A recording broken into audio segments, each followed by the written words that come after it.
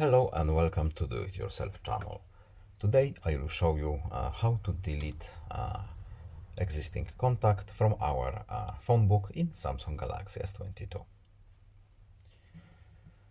We need to open our contact book, and here we have our recently added contacts and few other.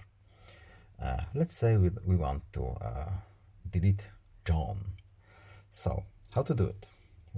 Here is more option hidden behind these three little dots, and delete, and move the contacts to trash.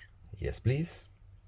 And now, as you can see, our contact has been deleted and it's no longer on our SIM card on our phone, depending where it was. That's all. I hope this video was helpful to you. Please leave a like and subscribe. Have a nice day and see you in the next video. Goodbye.